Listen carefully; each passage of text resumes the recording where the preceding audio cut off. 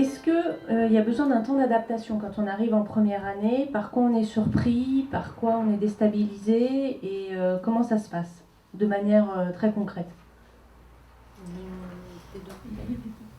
Personnellement, j'ai déjà fait 3 ans à la fac, donc c'est vrai que pour moi, j'ai pas eu trop de problèmes à m'adapter. J'ai repris ma méthode antérieure, mais c'est pas du tout la même méthode de travail qu'à la prépa.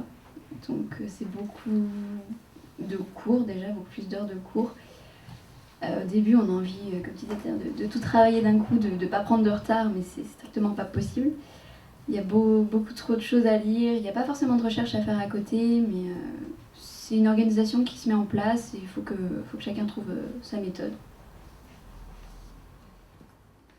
Est-ce que vous pouvez détailler, je sais pas, mettons une journée où vous avez 5 ou 6 heures de cours à la fac, en termes de travail à la maison, qu'est-ce qui...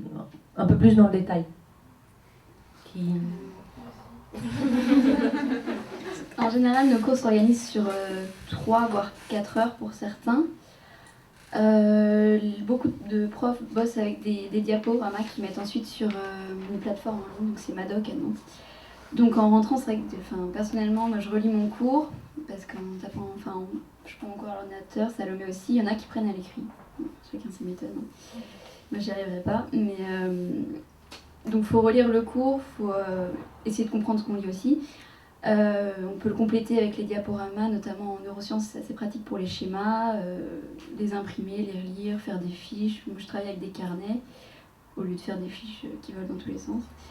Mais c'est vrai que tout le monde travaille différemment. Il y en a qui ont besoin de beaucoup moins de temps, d'autres de beaucoup plus sur certaines matières. Il y en a pour qui la biologie, ça va tout seul, parce qu'ils ont déjà fait des années de PACES ou autres. Et il y en a d'autres pour qui il va falloir bosser beaucoup plus dur. Donc ça dépend si on est scientifique, littéraire, c'est assez varié en fait. Assez varié. Et justement, parlant de matière, est-ce qu'il y a des matières qui posent problème? Alors on va voir en première année, puis après j'imagine un peu plus tard, l'idée c'est un peu de voir quelles sont les matières qu'on aime bien quand on est étudiant, et puis celles qui sont vraiment difficiles, qui posent problème, et pourquoi justement elles posent problème. Enfin, je pense que ça dépend des gens, les difficultés qu'on a.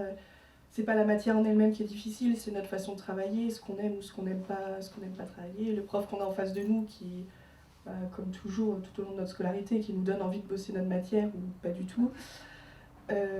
Non, il n'y a pas de. Enfin, je pense pas qu'il y ait de matière plus ou moins difficile, ça dépend vraiment de ce que vous aimez faire, de la façon dont vous travaillez. Non, pour moi, il n'y a pas de matière spécialement. On se dit non, celle-là, j'aime pas, j'y arrive pas, et ce sera pareil pour tout le monde. Peut-être mitigée. Non, moi j'ai trouvé la première année très très dure parce que on ne voit pas vraiment ce que ça va nous apporter. Enfin, c'est pas du tout orthophonique, quoi. On va dire ça comme ça, c'est des grandes lignes, donc on les fait les liens après, mais la nouvelle maquette fait que c'est très très structuré et que par exemple, voilà, moi la première année j'ai trouvé très difficile, la deuxième un peu moins et la troisième ça commence à être que du bonheur. Mais avant ça, voilà, c'est compliqué. Et puis je pense que le fait de faire davantage de stages aussi, ça permet de faire des liens.